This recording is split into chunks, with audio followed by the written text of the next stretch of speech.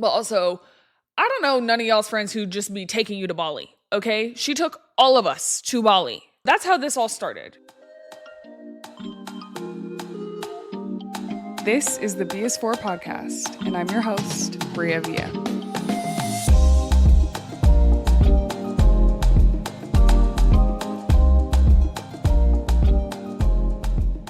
Hey y'all, welcome back to the BS4 podcast. I'm your host, Bria Villa, and today we are going to talk about the recent trip that I had to Bali and how life-changing it was. I am going to tell you all about the trip, the things that I learned from the trip, and how I came back a changed person. Literally the best trip I've ever had in my life, one of the most incredible experiences I've ever had. And it was with a group of women that I have worked so closely with over the last year, but got to experience them in such a new way. And I cannot wait to tell y'all about it. So today, the B is for Bali, because Bali literally has a piece of my heart. And if it weren't for one of my best friend's weddings immediately after the trip, I would have stayed there. There is a part of me that is still in Bali. And honestly, there's a part of me that also wants to move there for a little bit of time. I don't know how long, I don't know when, but will I be moving to Bali? Potentially. It's not out of question, okay? I loved it there, and I just have to set the stage a little bit as to why I went to Bali, how I went to Bali, what the experience was like. But before I do that, I want to share with you that this isn't just an episode for me to talk about my trip, because I want you to get something out of this too. Today, you're going to walk away with 6 realizations that I had coming out of this trip that were very solidified, very real, and very shown to me on this trip in ways that I hadn't realized before. And those 6 things are life advice, tips, tricks that you can take away as well. So stay with me, because not only will you hear the fun, cool aspects about this trip and what made it so beautiful, but you'll also be able to get life lessons that I learned out of this trip for you to take away and apply to your life as well. So without further ado, let's talk about why I even went to Bali. So I haven't been able to talk about this yet, but it actually just released last month. I am a part of a show called LTTA Talk. LTTA stands for Let's Try This Again. One of my really good friends, B. Simone, has a podcast. You've heard her on my podcast. She's been a guest on my podcast. She has a podcast called Let's Try This Again. And there is an app that she created and has been working on over the last few years. And this app has a show on the app. So you have to get a subscription to the app, which go download the app, buy the subscription. It's so worth it. She built the most beautiful app, and it has LTTA Talk on it. It has fitness plans on it. It has affirmations on it. And the whole purpose of the app is to create a community for women to heal, grow, evolve together. So cool. Absolutely love it. And she called me up a few years ago, or not a few years ago. She called me up last year, and she was like, hey, I'm building this app. This is the vision for it. I hand-selected a group of 10 women that I feel like really embody the message, the purpose, the essence of this app. And you're one of those people. And I would really love for you to come on a show that we're creating solely for the app to create community, to talk amongst these 10 women and heal, grow, evolve together. And I was so honored to be a part of something like this. I was like, are you kidding me? Absolutely. Yes. Sign me up. Like, it sounded like the most incredible experience, and it turned out to be so much better than what my expectations even were. And so I was so excited to get involved in this. And last year we actually filmed 4 seasons, 4 of LTTA Talk. And LTTA Talk is just a rotation of us 10 women who all come from different backgrounds, different ages, different experiences, different cities. We all do different things. Some of us are entrepreneurs, some of us are influencers, some of us are corporate girlies, and all of us have just diverse thoughts, perspectives, and we come together and talk about very real topics, and we heal in real time together. And we built such a community when we filmed the 4 seasons last year. Fast forward, we're on a call in February of 2025, and B. Simone I call her Braylon. Her name is Braylon, but the internet knows her as B Simone. And B, if you're watching this, if you're listening to this, I love you. She calls us all in February, and her and Jazz call us. So Jazz is the chief operating officer of the LTTA app. She is Braylon's right-hand woman. She is the brains behind getting a lot of the operational stuff together. So she basically produced everything. So shout out to Jazz. And Jazz and her call us in February and give us an update on the app when it's launching. And we've been staying in touch about all these things, right? And at the end of the call, they're like, oh, and one more thing. And they pop up on the screen. LTTA Talk takes Bali. And all of us are floored. We're like, what? What do you mean? And they're like, block off your calendars. We are taking you to Bali for a week to film the next season of LTTA Talk. And this is the first time that I've experienced something like this, where not only did I like invest in a vision and a plan and the mission, not only just like with my time, but initially when we all started filming and doing this, it's not like everything was covered. Like we all made different levels of sacrifices to be able to do this because we believed in Braylon's vision so much. And she always told us, she was like, no matter what, when the opportunity comes for me to get sponsorships, for me to get more funding, for this to start taking off, like I am going to give back to y'all. And she surely did, because Braylon literally took all of us to Bali. Okay, like didn't ask us to pay for anything, created the most beautiful experience. And so she fulfilled her promise. She came through on her promise. She's an excellent friend. She's a woman of her word.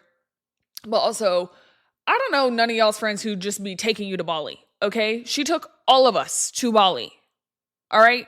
So that's how this all started. She was like, we're going to go on a trip.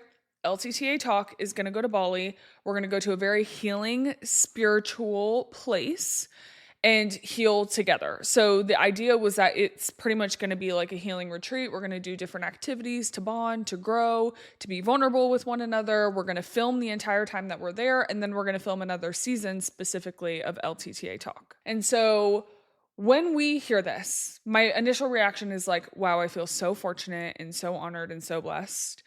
My secondary reaction is, holy shit, I cannot believe she's taking all of us to Bali.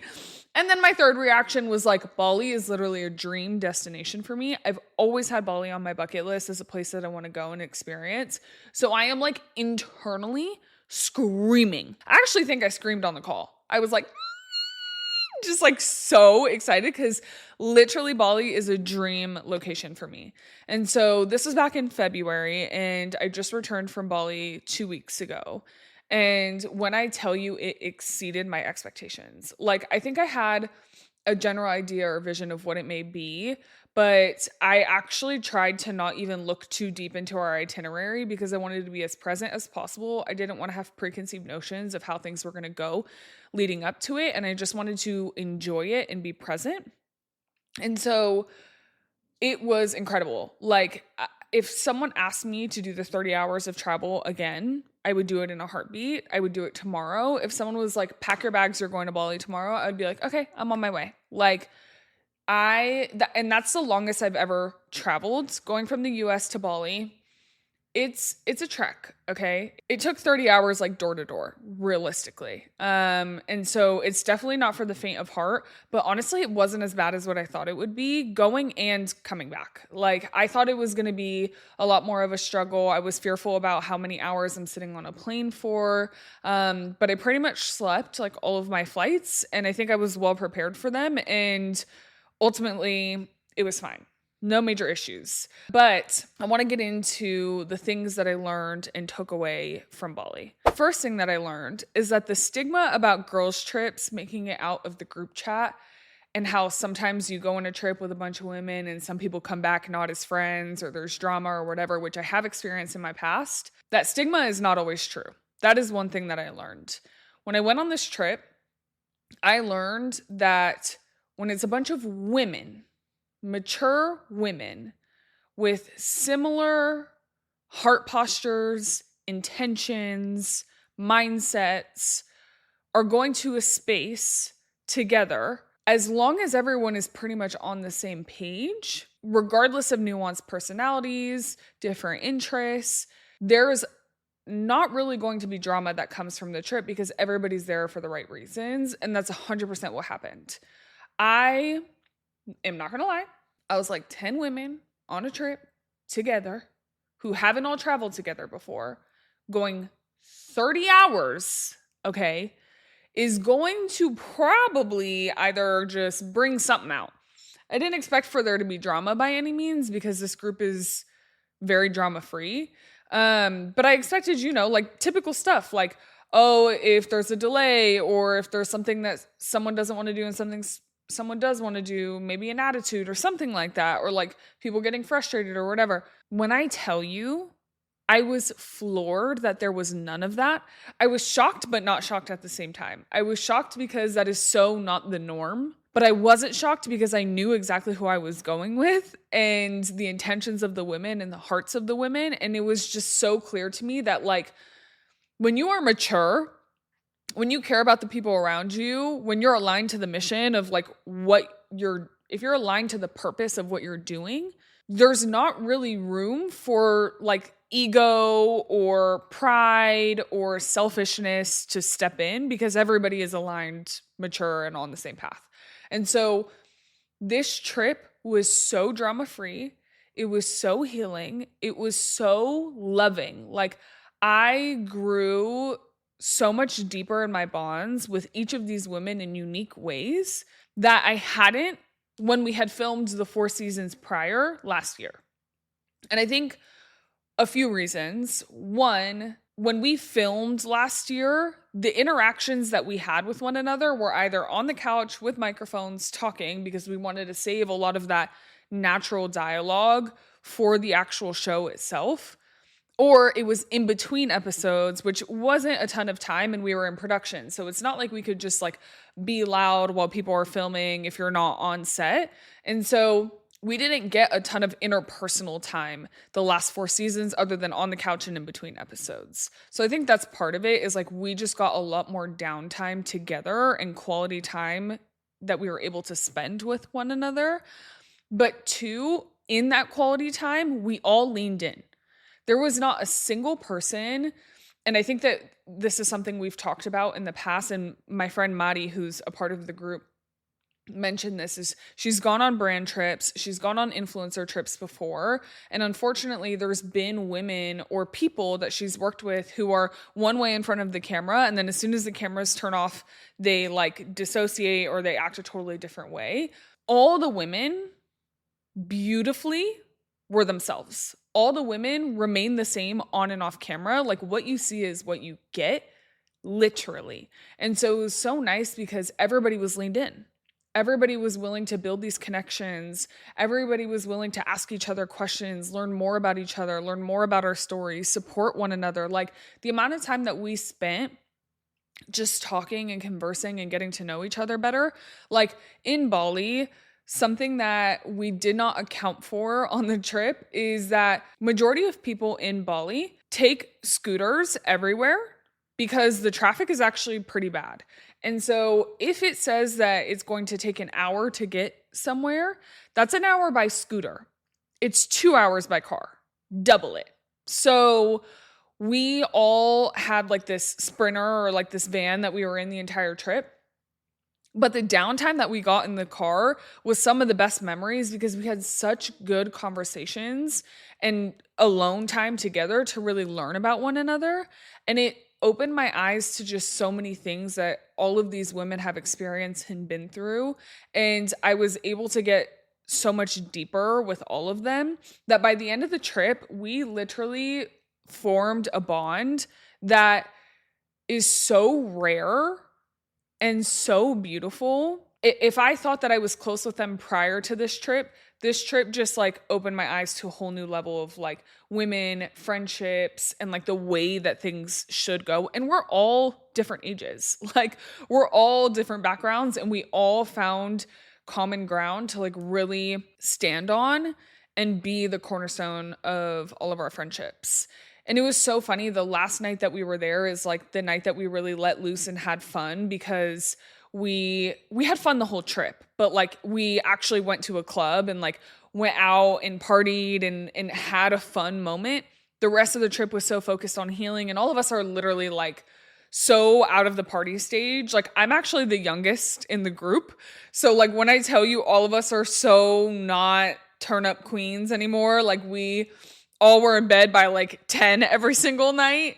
I'm serious. The last night we just were like, let's go up. Like let's just have a good time.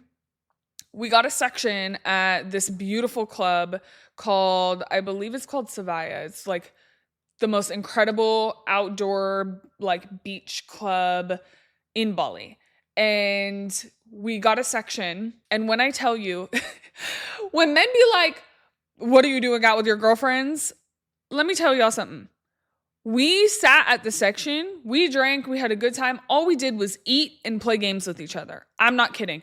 We all went around and each person would have to act like a different girl in the group, and then we would have to guess who it was. All of us were playing the game where like you do a dance move and then the next person has to remember it and add on to it, and then the next person has to remember it and add on to it, and then if you mess up, you have to take a shot. We all did a push-up competition. We literally, like, men are sitting there like, what are y'all doing in the club? You probably talking to other men. Us literally doing push-ups in our section. And everyone's like, let's see which one of us can do the most push-ups. I literally have a video of it. Like I need to link it or post it or something. Oh my God, it was so funny. But like we just had the best time, like purely authentically, like real fun. Like we had so much fun. We danced our asses off the whole night. We went to the dance floor. We all started dancing. There was literally no one on the dance floor. And then all of a sudden everybody started, like everyone in the club started to migrate to the dance floor. We're having a Congo line, all this stuff. Like we're literally dancing with strangers. We were just having the best, purest time. And it was so much fun. And again, no one, even with drinking, no attitudes, no, I want to do this, no, I want to do that, no, nothing. Like, it was so drama-free and beautiful. And I just am sharing this to tell you that oftentimes we feel like big groups of women or girls' trips always are going to have that friction, but it's very much so possible to have healthy women relationships, healthy group dynamics with women, if you are choosing the right circle. And I have to give credit to Braylon for this because she hand selected each woman in this group with deep intention, knowing all of our personalities, our backgrounds, everything. And she did her big one when she selected this group because it is very clear now why we were all selected. And the synergy and the energy has just been incredible. I share all that to say, maybe at face value, like all of us and all our different backgrounds and everything, we wouldn't have crossed paths or we wouldn't have like initially been friends. But because this group was brought together in this way, it showed me just a new level of friendships that you can have and bonds that you can create with women, even if they're totally different than you. It's so funny, like coming out of the trip, one of the women, Monica, and I call her Mo, Monica Scher, I've always adored her. I've loved her since the very beginning, but we got super close on the trip. And we have the biggest age gap between us. Like she's the oldest in the group. I'm the youngest in the group. And you may not have expected that at first because like we literally have just grown up in different times. But when I tell you, like we are so connected, our personalities, our energies, our backgrounds, the things that we've experienced are actually so similar. It's like you just never know who you can create a really strong relationship with, and you just have to get to know them. And so the lesson that came out of this is girls' trips can be drama-free. And when you lean in and the people around you are also leaning in, very beautiful things can happen. You never know what types of bonds or relationships you can create. Just lean in. And that goes to the second thing that I learned from this trip. You get out what you put in. Me mentioning, the way that we leaned in, it's not just the way that we leaned into each other, it's the way that we leaned into everything around us. For example, we leaned into the culture. We leaned into understanding the history of Bali, understanding the culture of Bali, asking questions about the predominant religion in Bali. Even if everyone in the group didn't practice this religion. We wanted to understand the way that it impacted the culture and the people, and how things were set up in Bali and what the societal norms were in Bali. We leaned into our camera crew. So we had a camera crew that followed us around the entire time that we were there. And when I tell you, leaning into them was one of the best things we could have done. We built such good relationships with them. They opened up to us in so many ways. They taught us a lot about themselves. They taught us a lot about what they observed in us as a group. They taught us a lot about the cultures and the nuances of Bali. And we built such good, trusting relationships with them. When we leaned into our tour guide in certain moments and understanding the history of Bali, and even down to little things like the offerings that are made every day and what you typically put into those offerings. Like, we were just very conscious and aware of the energy that we were being surrounded by. And instead of coming in and trying to impose our way of doing onto Bali, we came in, we leaned in and wanted to embrace the ways of doing of Bali onto us. And that was really profound and beautiful. A lot of the women are good about being intentional in that way. But I think all of us really had that same posture. And I feel like I got so much out of it by being just very present and being able to understand what makes Bali Bali. For example, in Bali, there are not supermarkets. There's not a Walmart, there's not a Target, there's no like a major chain grocery store. Everything is local, everything is curated by the people there. When you go to restaurants, they are not importing food from everywhere. The service is typically a lot slower than it would be in the States. Their pace of life is slower, but like if you are going to a restaurant, you have to anticipate being there a few hours because it's going to take a while from when you order to when the food comes out. And we started to really lean in and dig in on as to why that was. And we're at a restaurant one day and the food is taking a while, and we knew it was going to take a while.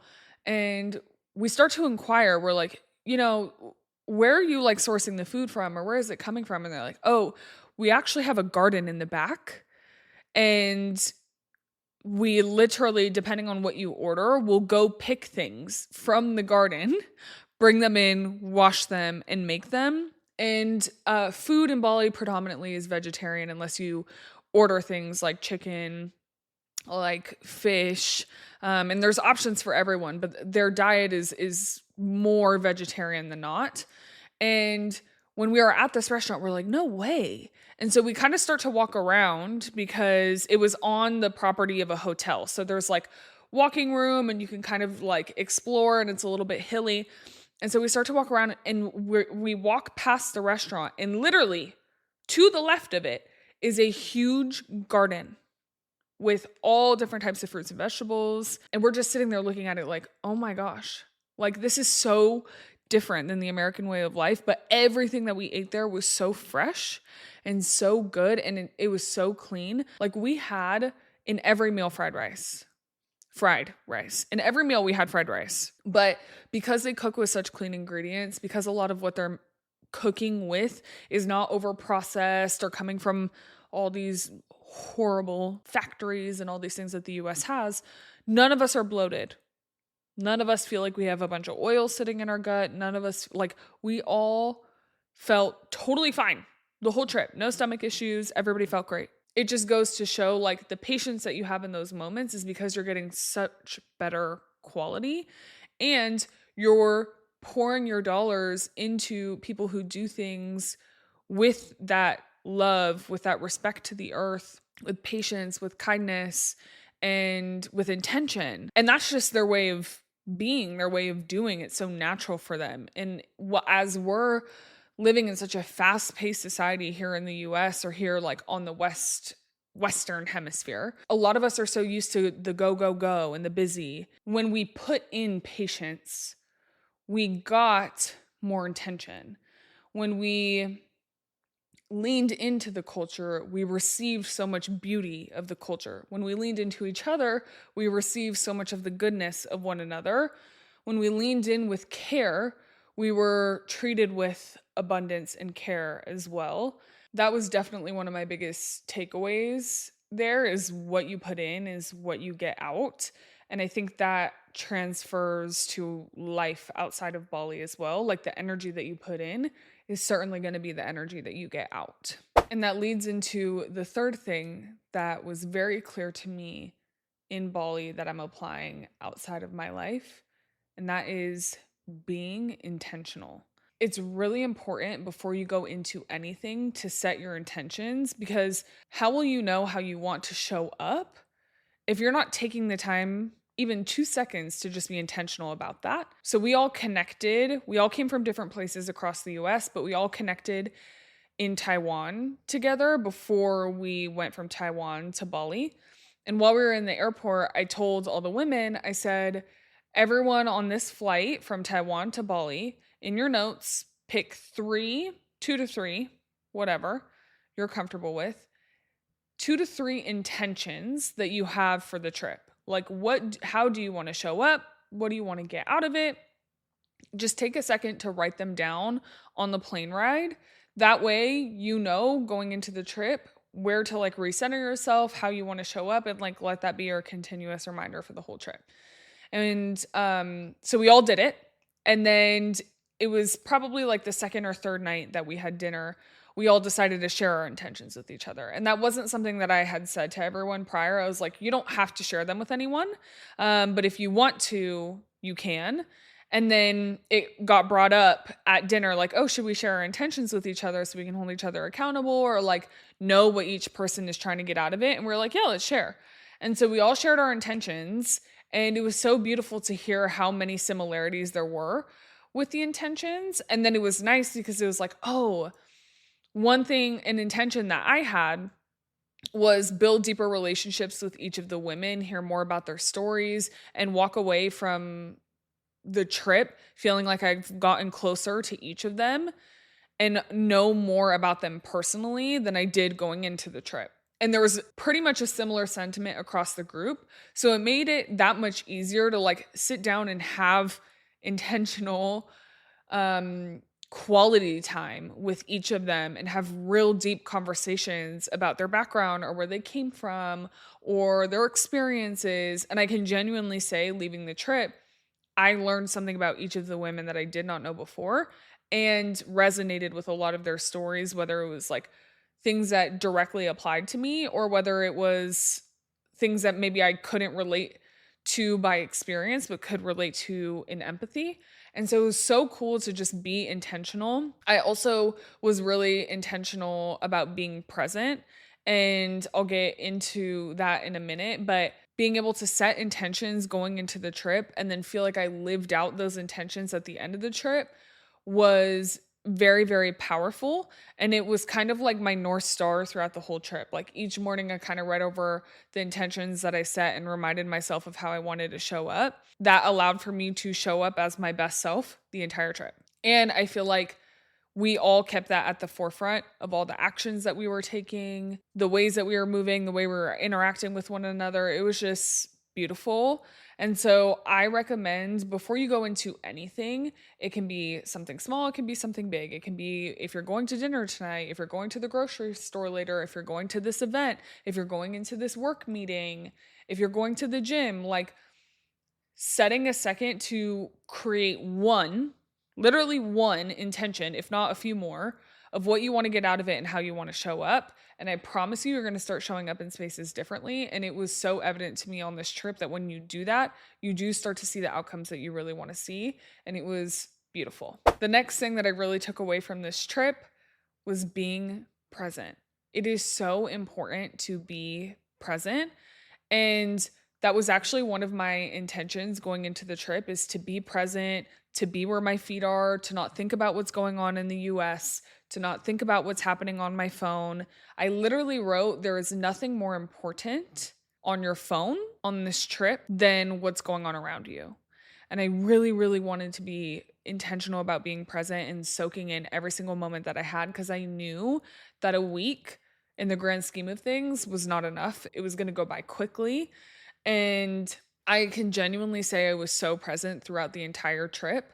It really helped, though, that I was anywhere between 12 and 15 hours ahead of where all my people live. When people were posting here in the US, I was sleeping. And when I was up, everybody in the US was asleep. So it was like so nice because I was hardly on my phone. There was only a few windows throughout the day. And when I say like literally, there was like a 3-hour window in each day that I could like call people or text people or check on them. I'm not kidding. It was a very minute amount of time, but I loved it. I felt like I could totally unplug, be present, and be there in that moment. And I would just catch up with people when I got back. And at first I was worried because I'm like, oh my God, if someone's trying to reach me, like, is it going to be fine? And I was like, everything is going to be fine.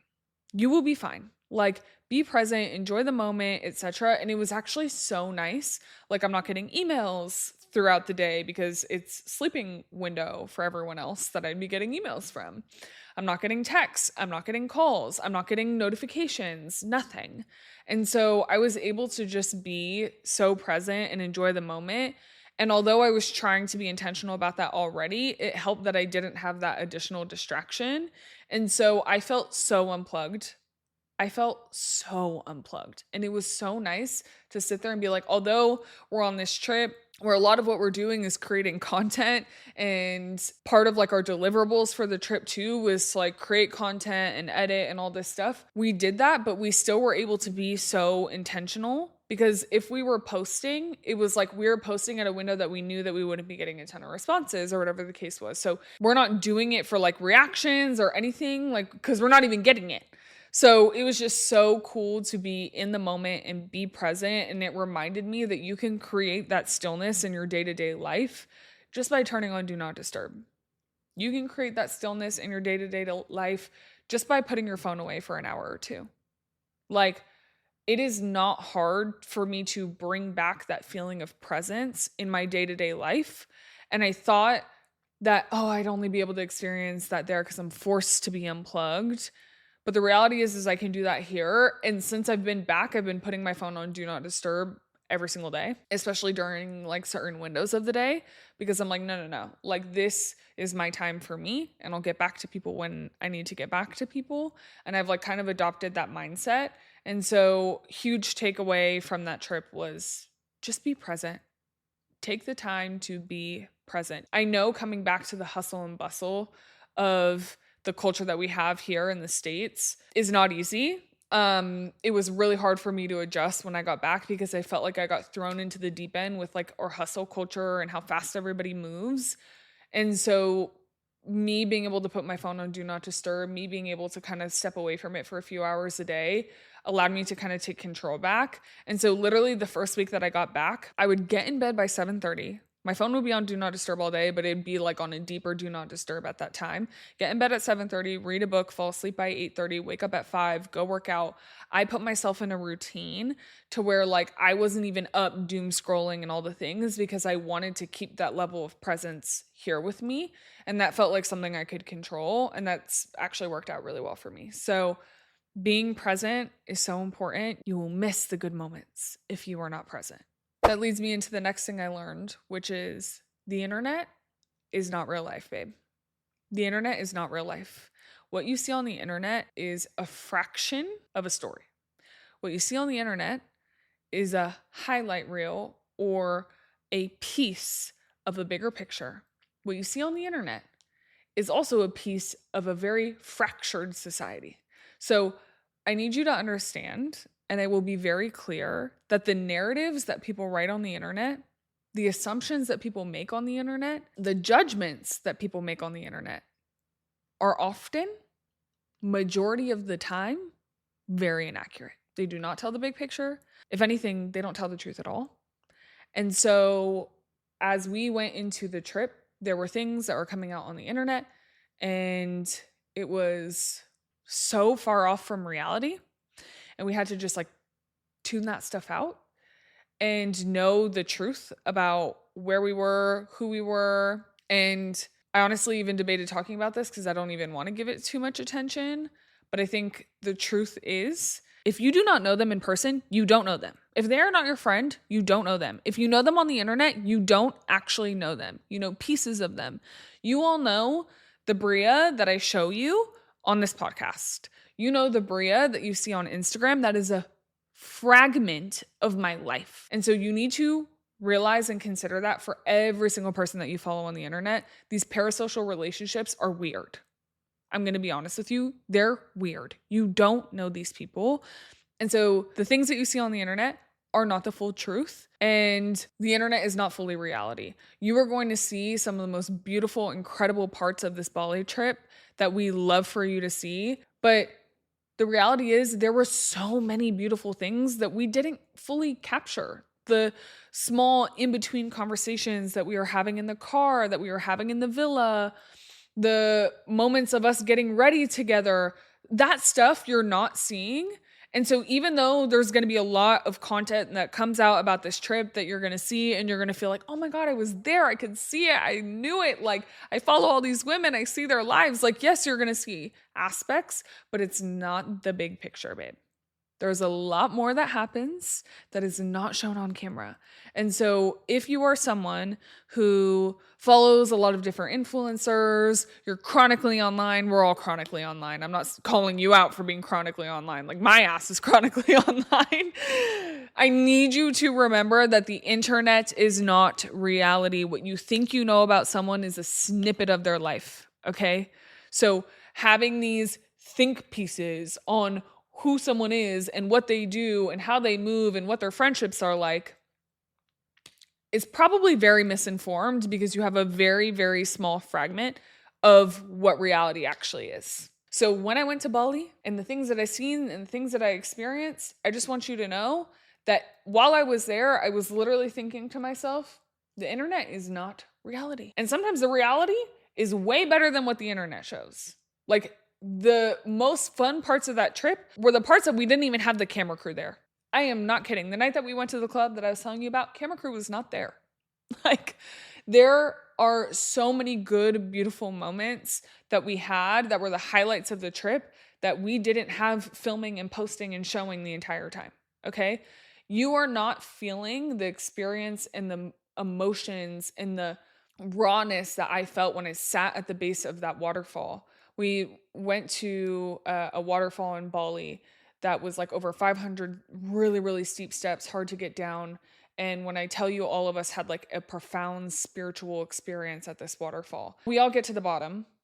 We're in awe of this waterfall. All of us stop talking. No one even says a word to each other. We don't even have to say it. It just goes without saying. And we all immediately go into prayer and meditation.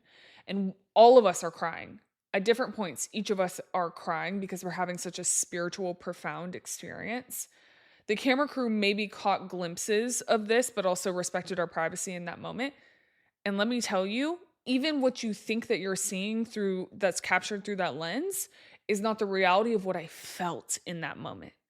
It is indescribable how I felt in that moment.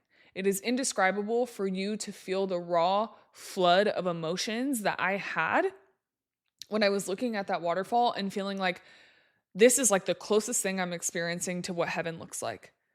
And me feeling like I actually got a glimpse of my angels, a visit from my angels in that moment. The internet, the cameras, the crew are not going to capture what that felt like. That is a fraction of a very real reality that I had in that moment. And so I want to tell you, what you see on the internet is not always reality.